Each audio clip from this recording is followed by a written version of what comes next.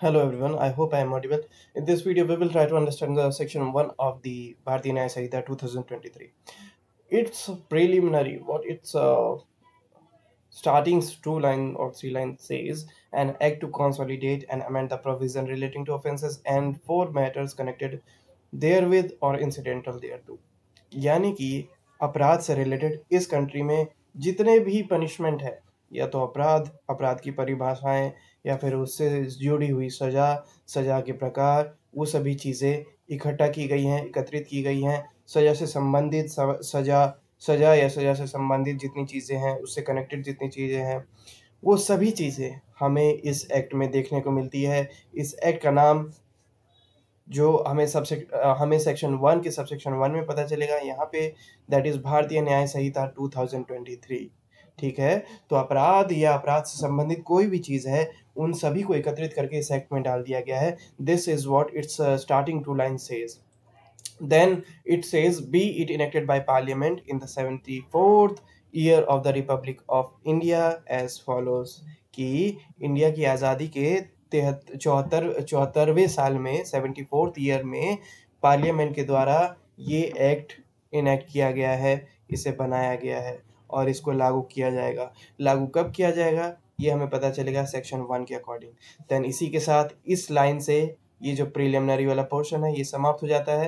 Then comes chapter number 1 titled as preliminary, then section 1 whose title is short title, commencement and application, यानी कि इसका नाम क्या रहेगा, इसका छोटा नाम क्या रहेगा, commencement इसका प्रारंभ कब से होगा, और एंड एप्लीकेशन, और ये कहाँ कहाँ लागू होगा।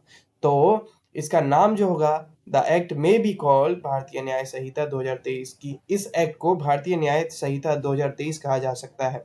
Then what subsection 2 said, it shall come into force on such date as the central government may by notification in the official gazette appoint, and different dates may be appointed for different provision of this संहिता। तो ये कह रहा है, subsection 2 कह रहा है कि ये जो एक्ट है ये तब अमल में आएगा, ये तब लागू हो जाएगा जब वहाँ की केंद्र सरकार यानी कि भारत की केंद्र सरकार इसको ऑफिशियल गैजेट में नोटिफिकेशन के थ्रू बताएगी कि ये कब से अमल में आने वाला है, ये कब से एप्लीकेबल होने वाला है, ये कब से लागू होने वाला है। जो सा डेट सेंट्रल गवर्नमेंट चूज करेगी उस डेट से ये प्रोविजन, ये एक्ट एप्लीकेबल हो जाएगा इंडिया में। उसके बाद ये चीज़ सबसेक्शन 2 हमें ये भी कह रहा है कि ज़रूरी नहीं कि सारा प्रोविज़न एक बार में ही एप्लीकेबल हो जाए। सेंट्रल गवर्नमेंट चाहे तो अपने अकॉर्डिंग कुछ प्रोविज़न पहले, कुछ प्रोविज़न बाद में, या फिर सारे ही प्रोविज़न बाद में, कुछ पहले, ऐसा अपने अकॉर्डिंग अल्टरनेटिव करके एडजस्ट कर सकती है। तो वो सेंट्रल गवर्नमेंट के ऊपर रहेगा, लेकिन जो इसको इनेक्ट करना है, जो इसको एप्लीकेबिलिटी है, वो सेंट्रल गवर्नमेंट ही बताएगी कि कब से इन्फोर्समेंट में आएगा। This is what subsection 2 is talking about. Then subsection 3, every person shall be liable to punishment under this Sanhita and not otherwise for any act, omission contrary to the provision thereof, of which he shall be guilty within India. कोई भी ऐसा अपराध जो इसमें mention है या उस अपराध से संबंधित कोई भी चीज़ जो इसमें मेंशन है और वो घटित होती है, वो किसी व्यक्ति के द्वारा किया जाता है, तो उसको जो पनिशमेंट मिलेगी उस अपराध की, वो इसी एक्ट के अकॉर्डिंग मिलेगी, इससे बाहर की नहीं। मान लीजिए मर्डर की डेफिनेशन यहाँ पे है, मर्डर का पनिशमेंट यहाँ पे है, इसमें है, तो यही एक्ट एप्लीकेबल होगा उस पर्सन के लिए, उसकी पनिशमेंट के लिए, अमेरिका का नहीं, या फिर किसी भी लोकल गवर्नमेंट का नहीं, या फिर एमसीडी का नहीं, टीडीए का नहीं, उन सब का कोई एक्ट एप्लीकेबल नहीं होगा। मर्डर की डेफिनेशन भारतीय न्याय संहिता में है, तो पनिशमेंट भी इसी के अकॉर्डिंग मिलेगी, क्योंकि भारतीय न्याय संहिता में मर्डर की पनिशमेंट भी है। तो जो ऑफेंस से रिलेटेड जो पनिशमेंट है जो इसमें ऑलरेडी मेंशन है, और कोई व्यक्ति वो एक्शन करता है, वो एक्ट करता है, या फिर कोई ओमिशन करता है, वो जो एक्ट बताया गया है करने को वो नहीं करता है, तो ऐसी परिस्थिति में उसको जो पनिशमेंट मिलेगी वो इस एक्ट के अकॉर्डिंग मिलेगी। This is what subsection 3 is saying. Then we have section 4, wait, Then we have section 4, any person liable by any law for the time being in force in India, कोई भी व्यक्ति जो बाधित है इस act से, जो बाधित है इंडिया से, और जो बाहर भी चला जाता है, इंडिया के बाहर भी चला जाता है, लेकिन वो आता इंडिया की ही कस्टडी में है, इंडियन ही है वो, और वो कोई ऑफेंस करता है, तो वो इस एक्ट के अकॉर्डिंग डील किया जा सकता है। To be tried for an offence committed beyond India, Bharat के बाहर वो कोई भी ऑफेंस करता है तो वो इस एक्ट के अकॉर्डिंग डील किया जा सकता है, उसको shall be deal with according to the provision of this sanhita for any act committed beyond India in the same manner as if such act had been committed with in India. For example कोई Indian है, वो बाहर कोई act कर देता है, कोई omission कर देता है, कोई ऑफेंस कर देता है, तो उसको ये माना जाएगा, ये अज्यूम किया जाएगा कि उसने वो जो एक्ट है, वो ऑफेंस है, वो इंडिया में ही कमिट किया है, और वो भी इसी एक्ट के अकॉर्डिंग एप्लीकेबल, इसी एक्ट के दायरे में आएगा, और उसको पनिशमेंट इसी एक्ट के अकॉर्डिंग मिलेगी। That's it. तो यहाँ पे प्रैक्टिकली दो ऑप्शन हमारे पास रहते हैं। तो जो इंडियन कहीं और जाके किसी और कंट्री में जाके मर्डर करता है, तो उसको इंडिया भी ट्रायल पे ले सकती है, इंडिया में भी उसका ट्रायल चल सकता है। नहीं तो जोन सी भी कंट्री में हुआ है वो ऑफेंस, तो वो कंट्री भी उसको डील कर सकती है। तो वो तो एक कम्युनिकेशन, एक अंडरस्टैंडिंग के बेसिस पे कि कौन सा कंट्री ज़्यादा सुटेबल रहेगा ट्रायल के लिए, तो वो एडजस्टमेंट हो जाता है। लेकिन ये प्रोविजन है कि मान लीजिए इंडिया से बाहर कोई इंडियन ही व्यक्ति जाके कोई ऑफेंस कर देता है, तो उस को पनिश करने के लिए ये एक्ट एप्लीकेबल होगा और उसको पनिशमेंट दिया जा सकता है। ऐसा नहीं है कि वो बाहर चला गया तो हमारी जुडिशरी से बाहर चला गया तो हम उसका कुछ कर नहीं सकते। हम उसको बुला सकते हैं, पकड़ सकते हैं, देन उस पर कार्रवाई करवा सकते हैं, ठीक है, ट्रायल हम उस पर करवा सकते हैं। So this is what subsection 4 is talking about. Then we have subsection 5, the provision of this sanhita shall also apply to any offence committed by. उसके अलावा ये कह रहा है कि कोई भी ऑफेंस, कोई भी क्राइम किया गया किसी व्यक्ति के द्वारा, ठीक है, और वो जो व्यक्ति है वो इंडिया का सिटीजन है, ठीक है, इंडिया का सिटीजन है वो व्यक्ति, और वो इंडिया के बाहर रहता है, तो उस पे भी ये संहिता एप्लीकेबल होगा।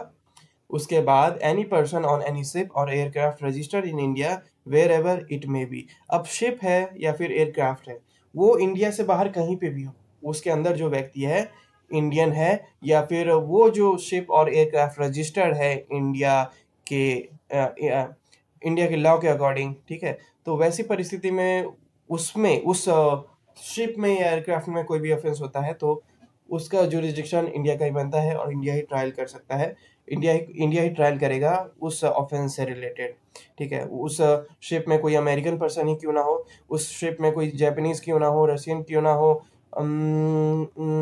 अफ्रीकन क्यों ना हो, कोई से भी रीजन का हो, और उस स्पेस में, उस शिप में या फिर उस एयरक्राफ्ट में कोई ऑफेंस होता है जो कि इंडिया में रजिस्टर्ड है, तो वैसी परिस्थिति में उनका जो ट्रायल है वो इस BNS के अकॉर्डिंग ही डील किया जाएगा। This is what clause B is saying of subsection 5. Then we have clause C, any person in any place without and beyond India committing offense targeting a computer resource located in India। कोई भी व्यक्ति हो, किसी भी religion का हो, किसी भी रीजन का हो, वो इंडिया से बाहर रहकर इंडिया के कंप्यूटर को टारगेट करता है, अपना निशाने पे लाने की कोशिश करता है, उसके साथ छेड़छाड़ करने की कोशिश करता है, तो उसके ऊपर भी कार्रवाई की जा सकती है, और इंडिया उसको उसके ऊपर भी कार्रवाई कर सकता है। तो वो प्रोविजन भी हमने अपने हाथों में रखा है। Then we have explanation. In this section the word offence include every act committed outside India which if committed in India would be punishable under this Sanhita. अब इसमें ऑफेंस के बारे में कह रहा है कि अपराध क्या है। तो ये कह रहा है कि भारत में कोई भी ऐसा एक्ट जो अपराध माना गया है उसी को अपराध माना जाएगा। वैसा एक्ट अगर बाहर हो जाता है तो भले ही उस कंट्री में वो ऑफेंस ना हो, लेकिन अगर वो इंडिया में है, किसी इंडियन व्यक्ति के द्वारा किया गया है, या फिर इंडियन रजिस्टर्ड प्रॉपर्टी पे किया गया है, फॉर एग्जांपल शिप और एयरक्राफ्ट, और वो इंडिया में ऑफेंस है, तो वो एक्ट भले ही उस कंट्री में ना हो, अगर इंडिया में ऑफेंस है तो उसको एज एन ऑफेंस ही माना जाएगा और उसका ट्रायल जो है इंडिया में किया जा सकता है। Now with this we have illustration. उदाहरण के तौर पे ये बताता है, A who is a citizen of India. A जो है वो इंडिया का सिटीजन है, commits a murder in any place without and beyond India, जो कि मर्डर कर देता है इंडिया से बाहर जाके, he can be tried and convicted of murder in any place in India in which he may be found. वैसी परिस्थिति में उसने मर्डर किया, भले ही उसने बाहर मर्डर किया और वो इंडियन सिटीजन था, और फिर मर्डर करके वो भाग के इंडिया आ जाता है। इंडिया को जब ये पता चलता है कि ऐसे व्यक्ति ने मर्डर किया है, दूसरी कंट्री इन्फॉर्म करती है कि this the person with name of this has committed the murder in their country, और जब इंडिया को ये चीज़ पता चलती है तो वो उस व्यक्ति को पकड़ के उस पर ट्रायल स्टार्ट कर सकते हैं. This is what it's illustration is saying. Then we have subsection 6. Nothing in this Sahita shall affect the provision of any act for punishing mutiny and desertion of officers, soldiers, sailor or airmen in the service of the government of India or the provision of any special और local law. इसी के साथ ये कह रहा है कि ये संहिता के पास काफ़ी अच्छी पावर है, लेकिन इसकी कुछ लिमिटेशन भी है. ये संहिता कोई भी ऐसे सोल्जर्स हैं जो सोल्जर, सेलर या एयरमैन है जो इंडियन गवर्नमेंट के अभी करंटली ऑफिस में वर्क कर रहे हैं, अपने ऑफिशियल ड्यूरेशन में हैं, यानी कि रिटायर नहीं हुए हैं, अपना वर्क कर रहे हैं, तो उन पे ये बीएनएस का प्रोविज़न एप्लीकेबल नहीं होगा. उनके लिए स्पेशल एक्ट्स है, उनके लिए स्पेशल लॉ है, तो वो उनके अकॉर्डिंग डील किए जाएंगे. और जहाँ पर स्पेशल लॉ, लोकल लॉज हैं, ऐसी लोकल प्लेस पे स्पेशल या लोकल लॉ स्पेशली इस एक्ट से ऑफेंसेस से रिलेटेड बनाए गए हैं, तो वहाँ पर भी ये संहिता, ये एक्ट एप्लीकेबल नहीं होगा. तो ये एक्ट कहाँ कहाँ एप्लीकेबल नहीं होगा? जहाँ जहाँ म्यूटिनी स्टाफ्स हैं, सोल्जर्स हैं, सेलर हैं, एयरमैन हैं, ऑफिसर हैं गवर्नमेंट ऑफ इंडिया के, और जो दूसरे एक्ट के अंडर रेगुलेट होते हैं, तो उस पे ये संहिता एप्लीकेबल नहीं होगा. वहीं पर कोई स्पेशल प्लेस है, स्पेशल लोकल प्लेस है, कोई किसी लोकल प्लेस पे स्पेशल लॉ है ऑफेंसेस के लिए, और वहाँ पर भी ये एक्ट स्पेशली एप्लीकेबल नहीं होगा. This is what subsection 6 is trying to say. So the first section talk about the name of this Sanhita. Second talks about कि गवर्नमेंट, सेंट्रल गवर्नमेंट इसको कब इनेक्ट कर सकती है, कब इन्फोर्स कर सकती है. 3 इज सेइंग कि कोई भी every person shall be liable punishment another. कोई भी व्यक्ति ऑफेंस करता है तो वो इसी जिसकी डेफिनेशन इसमें मेंशन है, तो वो इसी के अंडर डील किया जाएगा, इस एक्ट के अंडर डील किया जाएगा.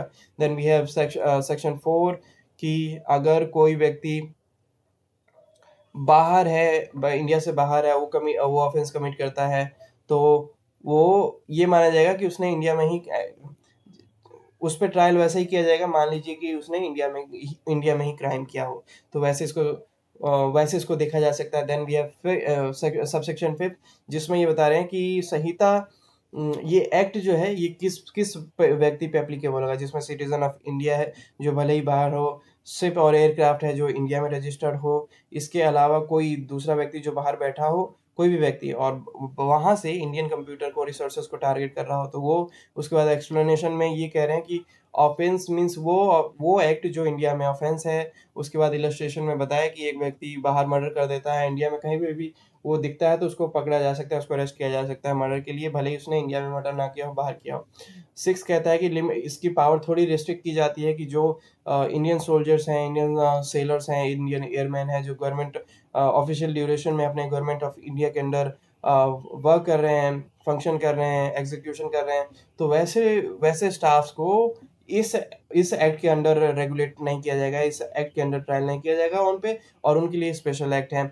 इसी के अलावा कोई ऐसा ऐसा एरिया है जो कि जहाँ पे स्पेशल लॉ में बनाया हुआ है या फिर लोकल लॉ बनाया हुआ है, तो ऐसी परिस्थिति में वहाँ पर भी ये एक्ट एप्लीकेबल नहीं होगा. And this was section 1. I hope समझ में आया हो. We will try to discuss next section in our next video. Till then have a good time. Bye bye. Thank you.